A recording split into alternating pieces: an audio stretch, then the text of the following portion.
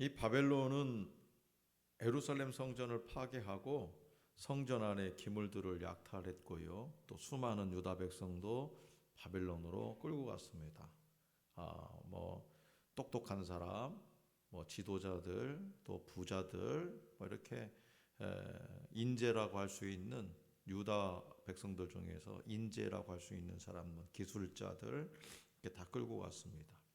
그러니까 많은 선지자는 분명 유다가 다시 예루살렘으로 돌아오리라는 것을 예언했습니다. 하지만 유다가 멸망한 BC 586년에 강대국 바벨론의 막강한 힘 앞에서는요, 도저히 상상할 수 없는 모습이었죠. 도저히. 그러나 바벨론의 권력은 그리 오래 가지 못했습니다. BC 539년 페르시아의 왕이 된 고레스는요, 난공불락이라 불리던 바벨론 성을 함락합니다. 고레스의 정책 중에 하나는 뭐냐? 바벨론의 포로로 있는 외국인들을 고향으로 돌려보내는 것이었어요. 이 식민지 친화 정책을 편 거죠. 왜요? 민심을 사기 위해서. 성경에 기록된 것처럼, 그러니까 역대하 36장, 스가랴서 1장, 뭐 이렇게 에스라서 1장에 기록된 대로 유다 사람들도 이 행렬의 하나가 될 수 있었습니다. 그러나 그 좋은 정책을 펼친 왕이 또 고레스가 죽어버리는 거예요. 그 고레스의 죽음으로 귀한 정착은 연기됩니다. BC 522년에 왕이 된 다리우스가 참으로 다행스럽게 고레스 왕의 규향 정책을 실행을 합니다. 그래서 에스라 2장의 숫자를 계산했을 때 규한자는 약 4만 명이 넘는 것으로 추정됩니다. 고레스는 유다 땅을 통치하도록 수룹바벨을 장관으로 임명을 하죠. BC 538년에 수룹바벨과 함께 4만 명이 넘는 귀환자들이 4개월의 긴 여정을 거쳐서 마침내 유다 땅으로 돌아왔습니다. 이러한 역사적 배경을 안고 이사야서는 40장을 기점으로 해서 새로운 말씀이 선포됩니다. 다시 말해서 1장부터 39장까지가 심판과 어떤 경고에 대한 예언이라면 40장부터는 그 심판이 성취된 후에 하나님의 백성을 강한 손과 팔로 회복시키겠다는 말씀이에요. 근데 이게 39장과 40장 단 한 장 차이지만 시간으로 따지면 어느 정도 되는지 아세요? 시간으로 따지면 39장과 40장 단 한 장 차이인데 시간으로 따지면요 150년. 그래서 이런 맥락에서 오늘 우리에게 주신 본문 말씀은 내가 붙드는 나의 종, 내 마음에 기뻐하는 자, 곧 내가 택한 사람으로 인하여 모든 고통과 고난, 슬픔과 탄식이 사라지고 하나님의 백성이 영원한 기쁨과 즐거움을 되찾으리라는 말씀입니다. 여기서 나의 종은요 인류 구원을 위해 이 땅에 오신 예수 그리스도입니다. 하나님은 예수 그리스도를 통해서 자신을 나타내셨습니다. 또한 예수 그리스도는 하나님께서 기뻐하시는 독생하신 아들입니다. 그리스도는 세상의 통치자들처럼 자신을 나타내기 위해서 소리를 높이거나 과시하지 않습니다. 그분은 겸손하게 이 땅에 임하셨습니다. 예수 그리스도의 통치는 세상 통치들과는 완전히 달랐습니다. 세상의 군왕들은 정복하고 군림하려고 하지만 예수 그리스도는 겸손과 온유로 통치하십니다. 하나님이 기뻐하시는 종 그리스도는 사람에게 생명을 주고 구원을 주기 위해 오신 겁니다. 하나님이 택한 종 예수 그리스도가 그러면 어떤 모습일까요? 본문 말씀 2절부터 4절까지 함께 받들겠습니다. 예수 그리스도가 어떤 모습인가? 시작. 그는 외치지 아니하며 목소리를 높이지 아니하며 그 소리를 거리에 들리게 하지 아니하며 상한 갈대를 꺾지 아니하며 꺼져가는 등불을 끄지 아니하고 진실로 정의를 시행할 것이며 그는 쇠하지 아니하며 낙담하지 아니하고 세상에 정의를 세우기에 이르리니 섬들이 그 교훈을 앙망하리라. 아멘. 우리 인생은요, 하나님 앞에서 상한 갈대와 꺼져가는 등불과 같습니다. 갈대란 그 자체로 이미 약한 존재입니다. 그런데 그런 갈대가 심각한 상처를 입어서 언제 바람에 무너질지 알 수 없습니다. 하지만 예수 그리스도는 상하고 깨어진 인생들을 버리지 않으시고 고치시고 구원하려고 오셨습니다. 그리스도는 이 땅에 하나님의 통치를 이루는 데 지치지 않으실 것입니다. 그는 복음으로 이 땅에 하나님의 나라를 열정적으로 세우십니다. 섬들에 비유되는 모든 열방, 섬들에 비유되는 모든 열방은, 그러니까 다시 말하면 이 세상의 모든 나라, 모든 사람은 예수 그리스도의 구원의 복음을 소망합니다. 예수 그리스도는 복음으로 인류를 구원하기 위해서 이 땅에 오셨습니다. 다시 말해서 그는 온유하고 겸손하며 자비롭습니다. 쉽게 흔들리거나 변하지 않고 신실합니다. 하나님은 이 종을 통하여 바벨론에서 포로 생활을 하며 절망에 빠진 당신의 백성들을 반드시 구원하고 회복시키시겠다고 약속하십니다. 자, 성경은요, 인간을 약하고 보잘것없는 인생이라고 말합니다. 그래서 풀과 같다고 하고 또 그 영광도 풀의 꽃과 같다고 하고 질그릇처럼 연약한 것이 바로 인간의 삶, 인생이다, 이렇게 말합니다. 들풀처럼 갈대처럼 약하고 부러지기 쉬운 것이 인간이라는 거죠. 갈대는요, 짐승이 스치거나 밟혀서 상하기 쉽습니다. 쉽게 꺾여버리거나 쉽게 쓰러져 버리죠. 바람만 조금, 강풍만 불어도 그냥 갈대가 쓰러져 버립니다. 그러니까 우리의 몸과 마음에 상처가 있습니다. 상처가 심해서 회복하기도 어려워 보입니다. 소망이 없어 보입니다. 이것이 바로 갈대 같은 오늘날 우리의 현 주소입니다. 이 세상에서 일고 있는 자연재해와 전쟁, 테러, 폭동, 그리고 코로나19와 같은 전염병과 또 기근과 또 굶주림과 여러 가지 사고로 밟히고 지쳐서 또 몸과 마음이 상하고 깨어지기 쉬운 존재가 바로 오늘 저와 여러분입니다.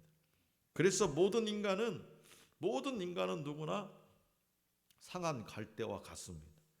지금 내 옆에 앉아있는 사람도 상한 갈대고, 우리 가족도 상한 갈대고, 친구도 상한 갈대고, 우리의 이웃들도 상한 갈대입니다. 겉으로는 평안한 것 같지만 사실 알고 보면 상처가 없는 사람이 없다는 거죠. 온갖 유혹과 시험이 많은 세상에서 그 심령이 더럽힐 대로 더럽혀졌고 인간관계의 어려움으로 인하여 상처받아 신음하는 상한 갈대입니다. 더욱이 죄의 문제로 상한 심령을 안고 살아가는 존재가 바로 인간입니다. 문제는요, 이 세상은 이렇게 상한 갈대들을 돌보지 않는다는 거예요. 사회복지, 사회보장 제도로서 이 상한 갈대들을 품을 수 있겠습니까? 얼마만큼 품겠습니까? 오히려 꺾어버리고 밟아버리는 것이 세상입니다. 혹여 이 세상이 상한 갈대를 돌본다 할지라도 한계가 있다는 거죠. 결국에는 포기하고 맙니다. 그런데 우리 하나님 아버지는 포기하지 않으십니다. 하나님께서 예수 그리스도를 이 땅에 보내신 것은 상한 갈대를 꺾지 않으시고 그 상한 갈대를 회복하여 주시기 위해서 보내셨어요. 그래서 우리 주님은 상한 갈대와 같은 문둥병자를 깨끗하게 해주셨고, 중풍병자를 고쳐주셨고, 앉은뱅이를 걷게 해주셨고, 소경의 눈을 뜨게 해주셨습니다. 손이 마른 사람을 불쌍히 여겨 고쳐주셨습니다. 뿐만 아니라 우리 주님은요, 상한 심령, 죄에 빠져 신음하는 영혼을 치유해 주셨습니다. 그래서 우리 주님은 우는 자들과 함께 우셨고 슬픔은 당한 이들을 위로하여 주셨습니다.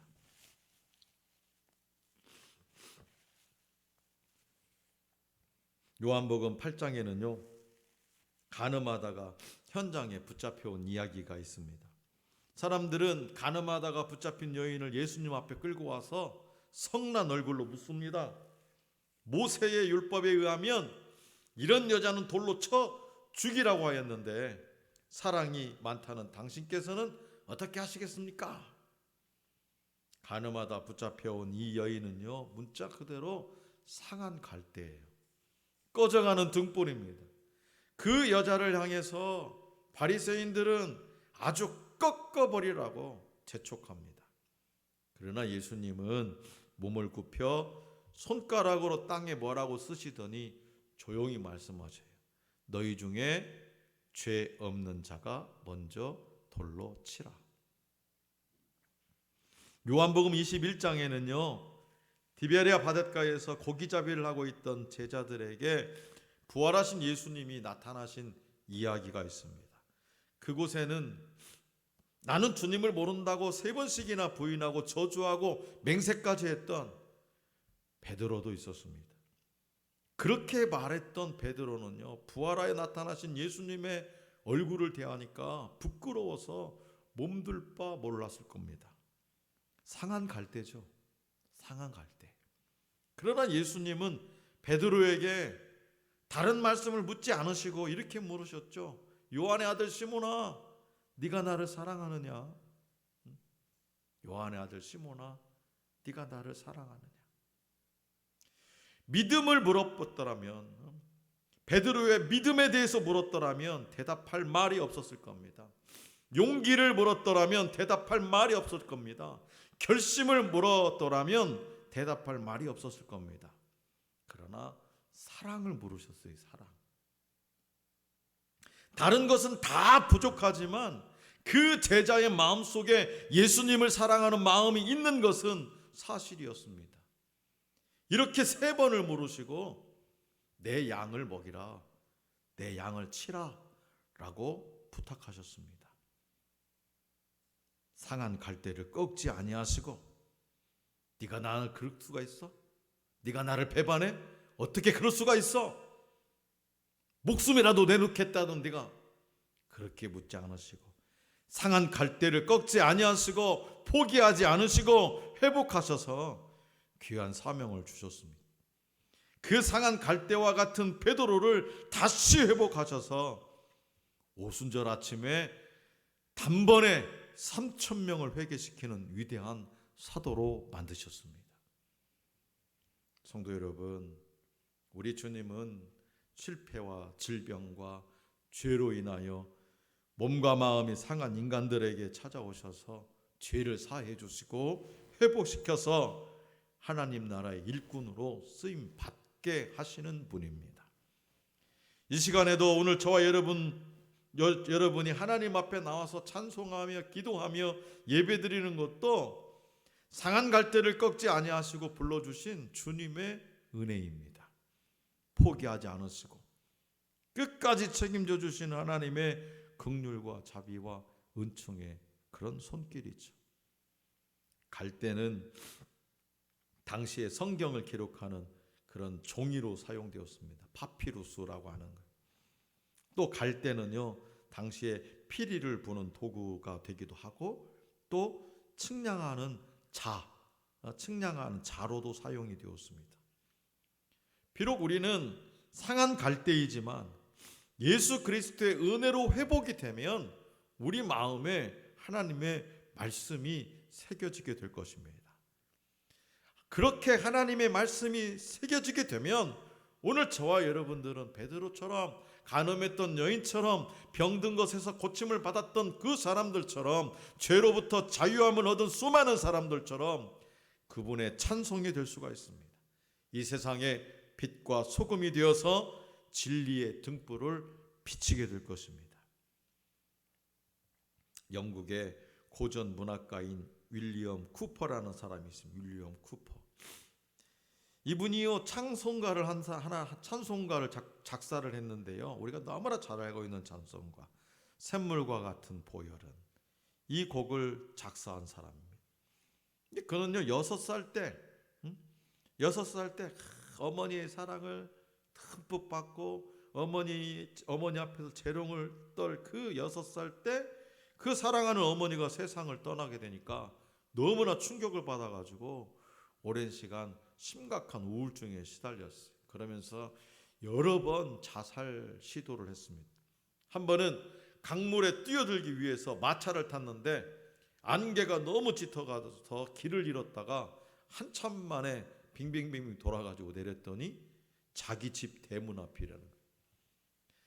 그래서 다음 날은 칼을 찾았는데 아니 세상에 칼날이 부러져 있어요. 그 다음에는 이제 목을 맸어요. 목을 맸는데 의식을 잃는 순간에 줄이 끊어져 버려가지고 살아났어요. 도대체 죽는 것도 내 맘대로 안 된다, 그렇게 원망하면서 절망하면서 33살에 병원에서 요양하던 어느 날 그는 성경을 읽다가 예수님이 우리를 위해 화목 제물이 되시고 그 은혜로 말미암아 누구든 믿음으로 구원을 받는다는 말씀에 깊은 감동을 받았어요. 그래서 구원의 확신을 갖게 된 그는 자신의 고백을 담아서 이 찬송가 가사를 썼고 많은 사람들에게 예수님의 보혈의 능력을 전하는 사람이 되었어요. 자살하려고 목숨을 끌려고 세상에 소망이 없어서 발부동 치던 그가 예수님을 만나게 되니까 자신의 고백을 담은 찬송가를 쓰고 많은 사람들에게 그 주님의 보혈의 능력을 전하는 사람이 되었다는 거죠. 왜 그렇게 됐을까요? 왜 윌리엄 쿠퍼가 그런 사람이 됐을까요? 그건 바로 포기하지 않으시는, 절대로 포기하지 않으시는 하나님의 손길이 그를 붙잡고 있었던 겁니다. 사랑하는 성도 여러분, 우리는요 하나님께 기도할 때 한두 번 기도하고 주님께서 응답해 주시지 않는다고 포기하거나 낙심할 때가 있지요. 그러지 말고 끈기 있게 인내하며 기다려야 됩니다. 때로는 여러분 자신의 기도가 아무런 효과도 없는 것처럼 느낄 수가 있어요. 하지만 여러분이 자녀를 위해 기도하면 그 자녀를 위한 그 기도는 헛된 일일까요? 결코 헛일이 아니라는 사실을 믿어야 되는 거죠. 자녀를 위한 기도뿐만 아니라 그 어떤 기도라도 결코 헛일은 아니라는 거예요. 그래서 기도하는 시간은 영원을 위해 제대로 바쳐진 시간입니다. 기도가 헛된 것이라고 여겨질 만큼 절망이 우리를 사로잡을 때가 있습니다. 하나님이 침묵하실 때 정말 하나님이 우리의 곁에 계시는가 스스로 반문하기도 하지요. 하지만 분명 성령님이 함께 하십니다. 가장 선한 때를 기다리며 눈물로 기도하고 계십니다. 우리는 지금 빈들에 씨를 뿌리고 있어요. 빈 들에다가. 비록 지금은 보이지 않지만 허 벌판에 씨를 뿌리는데 대체 이것이 잘 자라서 열매를 맺을지 어쩔지 그런 소망도 없지만, 보이지 않지만 곧 싹이 트고 열매를 맺게 될 것입니다. 하나님은 어떤 인생도 그냥 버려두시지 않습니다. 절망과 좌절 가운데 있는 이스라엘 백성에게 주신 그 하나님의 약속을 오늘 우리도 기억해야 됩니다. 조지 뮬러 목사님은 이렇게 말했어요. 무릎으로 싸우는 인생의 싸움을 배우지 못한 사람은 아직도 기독교 신앙의 ABC를 모르는 사람이다. 무릎으로 싸우는 인생의 싸움을 배우지 못한 사람은 아직도 기독교 신앙의 ABC를 모르는 사람이다. 그러므로 연약한 우리를 절대 포기하지 않으시고 끝까지 붙들어 주시는 선하신 하나님께 날마다 감사 찬양을 올려드리며 살아가는 우리의 모습이 될 수 있기를 원합니다. 어떤 상황에서도 주님의 손을 바라보는 믿음으로 포기하지 않으시는 주님과 함께 세상 모든 것을 넉넉히 이기며 살아가는 우리 모두가 될 수 있기를 간절히 기원합니다.